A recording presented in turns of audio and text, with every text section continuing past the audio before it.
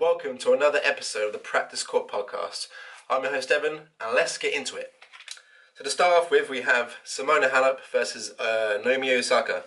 That was a really stupidly good match for Osaka. Played magnificently. That first set, she basically had her number, Halep's number, the whole match. And yeah, Halep didn't really know what to do.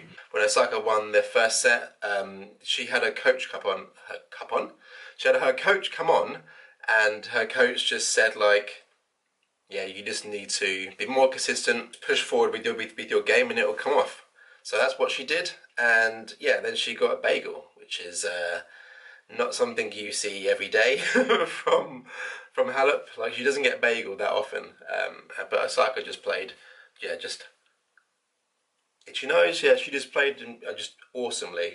She had the kind of look of, well, I don't like this. Well, she had the look of like, I'm gonna win, and the kind of look that Serena gives Halep when she plays her, which is kind of just like, I've got power, and you can run all you want, but it's not going to do anything.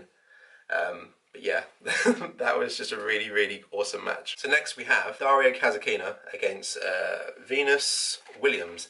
Yeah, Venus Williams. Venus was playing in her, I think she won the match. It will be the first time she gets to the final of this tournament. I don't know if she's played before at the final against Serena. I can't really remember if she has or not. But anyway, Kasatkina had been playing just really good the whole time of this tournament. And she's only like 20, which is just incredible. And then that she was getting 6 from 9 at the net on the first set, which is good.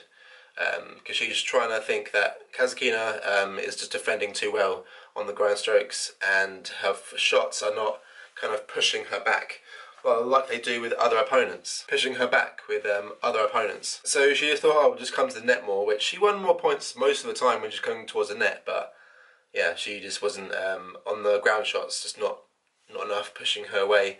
And then when Kasatkina got out wide, using the slice and getting herself back into the point, and then just starting the rally again. So then Venus is just like, bruh, really? Like, then she's got to do another like 4 or 5 shots before she gets another opportunity to hit winner. And then Kasatkina can just, because she's quite quick, she's just flicking the ball, and she can get there pretty quickly. So yeah, she was getting there, getting to most of Venus's ball. So some of the points at times, Daria was kind of like toying with Venus. Yeah, it didn't look well, it didn't look good for her. Yeah, it just looked like she was just playing her like she was like a junior, and then that was basically the end of the set. Then Kasatkina had her coach came on at the start of, at the end of this first set. Get my words out. Oh, yeah, at the end of the first set, and her coach was just saying like, you're 20, she's 37. Like, push her around. Like, come on, what are you doing? Like, she can't run for days. Like, she's 37 years old, man. Like, come on. So then that's what she started doing. She just started to use the slice, use the forehand, using the angles, just getting her off the court. You know, just not keeping her within like the sidelines. So pushing her wide this side, bringing her to the net, bringing her back towards the baseline, using the slice, short balls, depth balls.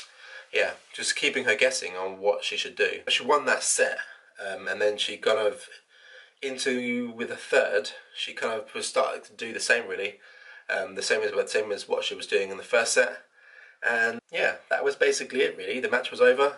That was a really awesome win for Kasatkina. Also, before I get to the obviously the best match of the day, which is Coric versus Federer, the Potro won against Raonic. That match was, yeah, Raonic. You know, when you see him play, it's kind of like, well, what's going to get injured next? Because he seems to be always getting injured. Or his body is just not up to the play style, or he's just not fit. Like, he just needs to get fitter.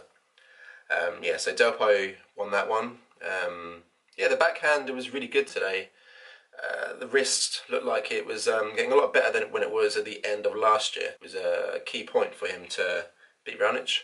And yeah, Raonic played well, but just not good enough. So next we have the marquee match, which was Federer against Coric. Chorich is just playing out of his mind. I don't know where this belief has come from, where he just thinks, I'm just going to play the best match of my life. And unfortunately, Federer still beat him. But it got to, in the first set, yeah, Chorich was just playing just solid tennis, lots of depth and lots of hard balls. You know, he was playing most of, I'm going to say, like, from what I saw from the highlights, 80% of his balls were going to the backhand. I don't know if that was a tactical ploy by Chorich's coach and him to keep going to the backhand, but the wind, it was quite windy. Federer, when he was kind of at one side of the court, where the wind was kind of pushing on his back towards Chorich, just getting a lot of half volleys on the backhand. The slice was just, he was hitting the slice, and then it was bouncing up. Just, you know, just a nice height to hit a ball. Nice height for Chorich to good depth on his balls. So his slice wasn't really working as much in the first set. Federer lost that set 7-6. 7-6. Chorich got off to a 2-love lead. So he broke him in. So he broke Federer in the first game, and then in the second game he broke him. And yeah, like I said, a lot of balls to the backhand, and it just looked like Federer was really grumpy. I don't know. He had a lot of missed opportunities at the net. The net especially.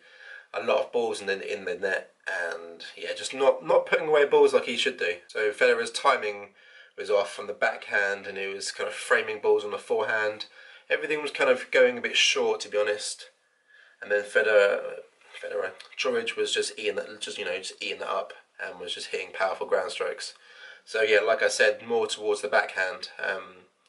But then he got to midway in the second set. Federer was 4-2 down, so my mind was like, oh my god, Federer's gonna lose. My heart was like going crazy. I thought, no, like George has been playing way too well, and I think he should have really won the match. But you know, the magic fairy dust of Federer for this year, when he's got 16-0. Kind of pushed him through that second set, and then in the third set it looked like Chorich was getting tired and was keeping to his game plan of hitting towards the backhand. But I think Federer was kind of figuring out how to kind of combat that 80% of the time being hit to the backhand, so he was just hitting a lot of forehands instead. And then when he did get when he did get a backhand, he was driving it down the line quite high up because the wind was kind of pushing it high. Chorich was getting tired, and then towards the end, that was the end of the match. But yeah, good win for Federer.